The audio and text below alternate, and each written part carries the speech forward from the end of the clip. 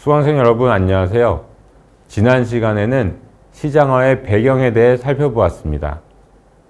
이번 시간에는 2000년대 북한의 시장화에 대하여 살펴보겠습니다. 지난 강의에서 2002년 7.1 조치에 대해 말씀드린 바 있습니다. 7.1 조치를 통해서 지난 시간에 보신 것처럼 북한에서 나타나고 있던 아래로부터의 시장화가 공식 부문에 일부 수용되었습니다. 예를 들어 번수입 지표 도입으로 기업이 계획과 무관한 제품을 생산해서 시장에서 판매할 수 있는 공간이 합법적으로 마련되었습니다. 또 북한 최초의 생산재 시장인 사회주의 물자기류 시장이 도입되기도 했습니다. 2003년 3월 소비재 시장인 종합시장을 도입한 것도 매우 중요한 변화라고 볼 수 있습니다. 이는 암시장으로 변해 다양한 소비재가 유통되고 있던 농민시장을 공식적으로 인정해 합법적으로 소비재를 판매할 수 있게 한 것입니다. 그런데 이러한 변화와 관련해서 합법화라는 것이 그렇게 중요한 문제인가라는 의문이 드실 수도 있습니다. 실제로 이미 운영되던 시장을 합법화한다고 해서 겉으로 드러나는 모습에서 당장 큰 변화가 나타나지는 않을 겁니다. 하지만 묵인 하에 비공식적으로 이루어지는 것과 공식적으로 허용되는 것 사이에는 큰 차이가 있습니다. 특히 북한과 같이 지도자의 말 한마디에 상황이 급변할 수 있는 사회에서는 합법화는 매우 중요합니다. 불법인 상황에서는 묵인해 주다가 정권에서 언제 갑자기 그것을 문제 삼아 처벌할지 모르니 사람들이 내내 불안할 수밖에 없었을 것이고, 이것은 시장 부문이 성장하는 데에 부정적인 요소로 작용할 수 있었습니다. 그럼 종합시장이 도입되면서 구체적으로 어떠한 변화들이 나타났을까요? 우선 상업활동이 보다 활성화되면서 장사를 통해 돈을 벌어 자본을 축적한 돈주라는 계층이 본격적으로 형성되게 됩니다. 종합시장 출현 이전에도 장사를 통해 자본을 축적한 사람들은 출현하고 있었을 겁니다. 그러나 돈주 계층이 본격 출현하게 되는 것은 종합시장 도입 이후라고 볼 수 있을 것 같습니다. 돈주와 관련해서는 뒤에서 다시 말씀드리겠습니다.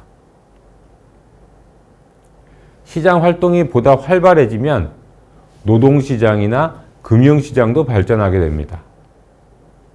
모두 공식적인 형태의 시장이 출현한 것은 아닙니다. 대신 초보적인 임노동자, 그러니까 다른 사람에게 임금을 받고 일하는 노동자가 출현하고 사금융이 발달하게 됩니다. 임노동자가 출현했다는 점부터 말씀드리겠습니다.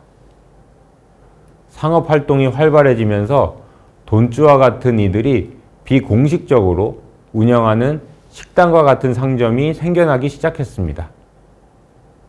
이런 상점을 운영하다 보면 사람을 고용할 필요가 생길 수 있는데 비공식적으로 운영되는 것이어서 국가에서 노동력을 배치받을 수 없습니다. 이에 따라 노동 수요도 발생했습니다. 또 국영기업이 정상적으로 가동되지 않아 잉여 인력이 발생했습니다. 이런 경우 해고 등을 통해 인력을 줄이는 방안도 있지만 북한에서는 그런 방안이 활용되기 어렵습니다. 그래서 이들은 지난 강의에서 말씀드린 8.3 노동자 등의 형태로 존재하게 됩니다. 그리고 이 가운데 일부가 임노동자로 비공식적인 노동시장에 공급되는 것입니다. 이렇게 노동 수요와 공급이 형성되고 비공식적으로 임노동자의 고용이 이루어지게 됩니다. 상점 주인이 일당을 주고 사람을 고용하는 것입니다. 다만 2000년대까지는 이러한 형태의 고용이 크게 증가하지는 않았던 것으로 보입니다. 이번에는 사금융을 보겠습니다. 살아가다 보면 대출이 필요한 경우가 생깁니다. 또 장사를 하기 위해서도 대출이 필요할 수 있습니다. 하지만 북한에서 주민들은 은행에서 대출을 받을 수 없었습니다. 그런데 시장화가 진전되면서 장사를 통해 자본을 축적한 돈주라는 계층이 형성되었고, 이들로부터 비공식적으로 돈을 빌리는 것이 가능해졌습니다. 이렇게 해서 이 시기부터 북한에서는 사금융이 발전하게 됩니다. 정리해보면 7.1 조치를 전후한 시기부터 북한에서는 생산재 시장, 소비재 시장, 노동시장, 금융시장이 형성되어 성장하기 시작했습니다. 물론 이 가운데 노동시장과 금융시장은 공식적으로 허용된 것이 아니어서 성장에 제약이 있었지만, 이러한 시장이 형성되었다는 것만으로도 상당한 변화가 나타났다고 이야기할 수 있겠습니다. 그런데 시장화 양상은 2000년대 중반 이후 달라지게 됩니다. 2007년부터는 시장을 촉진하는 것에서 억제하는 것으로 정책이 바뀌었던 것으로 보입니다. 그럼 왜 정책 기조가 바뀌게 된 것일까요? 4주차 강의에서도 말씀드린 내용입니다만 7.1 조치 등의 경제개혁은 내각이 주도했습니다. 그런데 이에 대한 노동당의 반발이 갈수록 커졌습니다. 또 개혁의 부작용에 대한 우려의 목소리도 커졌습니다. 아무래도 개혁이 이루어지면 기존 사회주의 질서가 동요하게 되는데, 이에 대한 불만이 커진 것입니다. 시장을 억제하는 정책은 여러 형태로 이루어졌습니다. 종합시장에서 장사하는 사람의 연령을 제한한다거나, 장사 시간을 제한한다거나, 장사 품목을 제한하는 등 다양했습니다. 또 검열이 강화되어 돈주에 대한 처벌이 이루어지기도 했습니다. 돈주들이 벌이는 다양한 비공식 경제활동을 문제 삼은 것입니다. 2009년 11월 이루어진 화폐개혁도 시장 억제 정책 중 하나로 볼 수 있습니다. 화폐개혁은 그 여파가 특히 컸던 사건인 만큼 좀 더 자세히 살펴보겠습니다. 북한 당국은 화폐개혁을 통해 기존 화폐를 새로운 화폐로 교환하도록 했는데, 교환 금액에 한도를 두었습니다. 그럼 누가 제일 피해를 볼까요? 아무래도 돈주와 같이 돈을 많이 가지고 있는 사람들일 것입니다. 이렇게 되면 돈주들이 보유한 현금이 크게 줄어들게 되고, 결국 시장 부문의 활동이 위축될 수밖에 없을 것입니다. 북한 당국은 이어서 2010년 초에는 종합시장을 다시 농민시장으로 되돌린다는 발표를 하기도 했습니다. 그럼 결과는 어땠을까요? 달러라이제이션이라고 부르는 외화 통용 현상이 북한 내에서 크게 확산됩니다.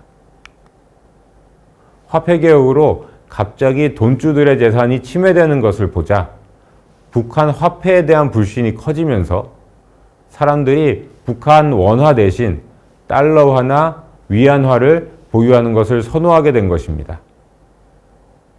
그 결과 북한 화폐 가치가 크게 하락하여 원화 대비 달러 환율은 크게 상승하고 북한 원 기준 물가도 빠르게 상승했습니다. 그림은 북한 평양 지역의 쌀 가격 추세를 나타낸 것으로 2010년부터 2012년 말까지 3년간 가파르게 상승했음을 확인할 수 있습니다. 북한 당국도 문제점을 인식해 완화 조치를 취했지만 그럼에도 그 여파는 상당히 오랫동안 지속되었습니다. 게다가 국영기업들도 생산에 타격을 받게 되었습니다.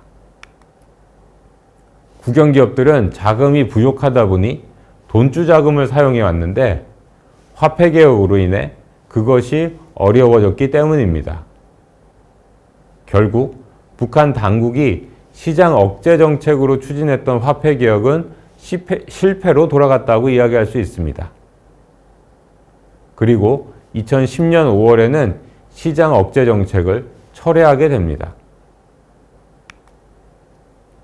이번 시간에는 2000년대 북한의 시장화에 대해 살펴보았습니다.